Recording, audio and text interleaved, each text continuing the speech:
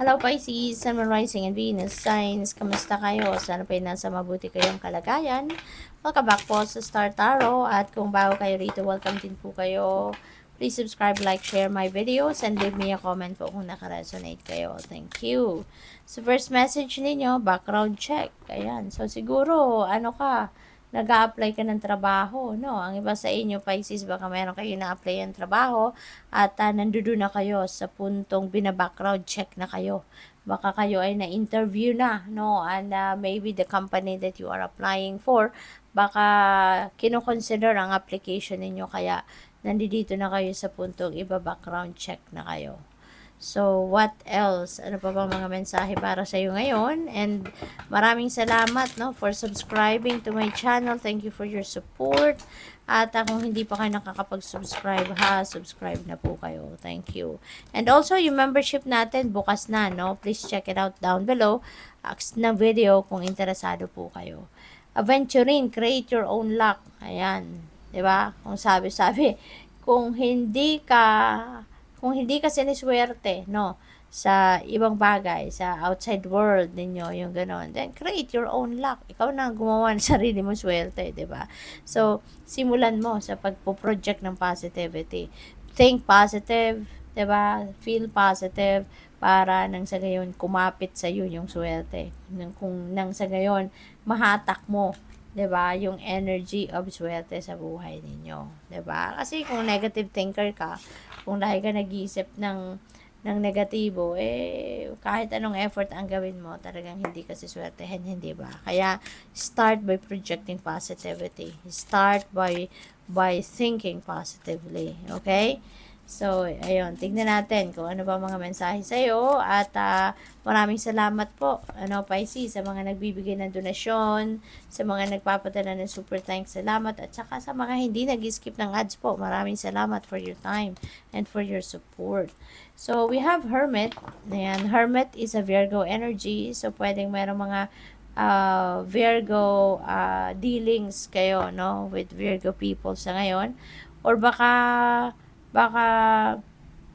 meron kayong katransaksyon, no, na isang Virgo sa ngayon. And Hermit is also about solitude. It's about contemplation, introspection. So, baka kailangan ninyo ngayon na magnilay-nilay, magmuni-muni, baka meron kayong kailangan pagdesisyonan, financial decision, or trabaho man yan, or negosyo, career. So, makakatulong, no, na malinawan ang inyong kaisipan if you are going to put yourself in solitude. If you are going to put yourself into stillness, makakapag-diskarte ka ng maayos, makakapag-isip ka ng mabuti, kaya this is a challenge para sa iyo.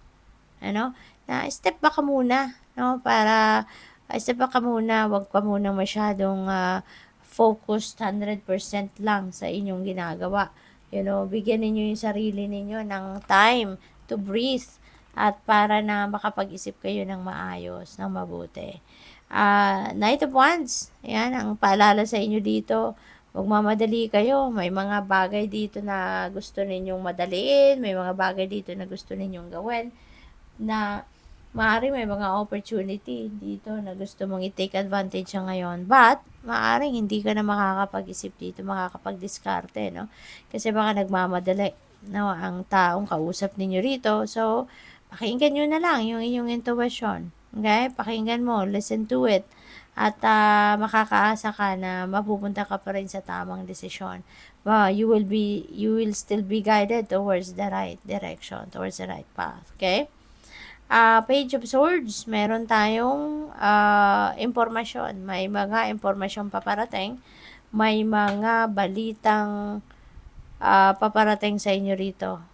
Na related siguro sa baka mayroon kayong mga ina-apply ng trabaho, baka mayroon kayong mga inaalam na detalye na related sa career ninyo, sa trabaho ninyo, or binegosyo, something like that. Or po pwede rin na nagre-research kayo, no? Baka nagre-research kayo, baka may pinaghahandaan kayo na task, no? At kailan na project, kailangan ninyo mag-research. So, merong paparating.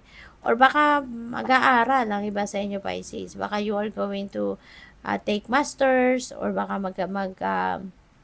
o online course kayo, pwede ngayon at baka may pinaghahandaan kayo, no?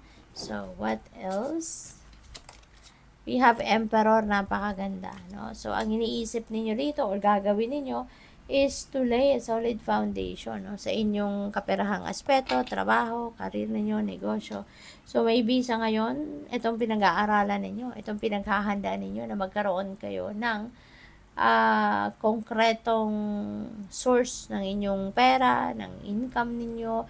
Gusto niyo siguro na mag-build ng sarili ninyong financial empire. Gusto niyo na ma-establish na ninyo ang inyong financial future, no? Yung ganon. Kaya maaaring yun ang mga pinag-aaralan ninyo, yun ang nire-research ninyo. Diba? Kung paano ninyo mapapalago ang inyong kaperahan, ang inyong negosyo, ang inyong karera, no? Pwede rin na may promotion ng iba sa inyo dito if you are working, no? Baka mapopromote kayo ngayon bilang manager, bilang supervisor, yung ganun ba? Death energy, napakaganda. Meron kang pagbabagong gagawin sa buhay ninyo, specifically sa areas na ito, no? Money, career, and finances. So, baka meron dito talagang change of role, diba? Magiging boss na kayo, magiging manager ng iba sa inyo. So, isa na yan sa mga magbabago. Diba? Mababago na yung career path ninyo. Magiging manager na kayo. Or baka ang iba sa inyo dito magne-negosyo na. Diba? Aalis na sa trabaho, hindi na kayo mag-work as an employee, at magne-negosyo na kayo. So, possible na ganun din ang ganap. Or, baka, yung pagbabudget, pagmamanage ninyo ng pera ninyo, ng finances ninyo, maybe that is something also that you are going to change, no? So, good luck sa'yo. We have 3 of Swords. This is heartache and heartbreak, no? Pisces. Baka merong dito, meron kayong frustration, sa trabaho ninyo, or baka meron kayong frustration dito pagdating sa kaperahan ninyo, baka may mga sitwasyon dito na hindi naging pabor para sa'yo, kaya nasaktan kayo, na parang na-disappoint kayo, na-frustrate kayo, something like that. Pero tapos na to, noon pa to, no?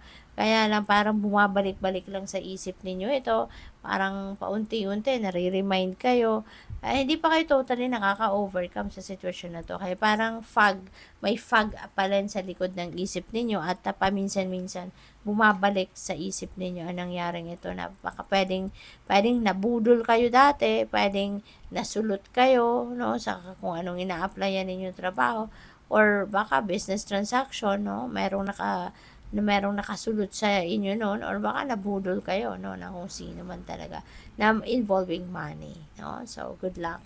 Thank you for watching Love and Light. Namaste.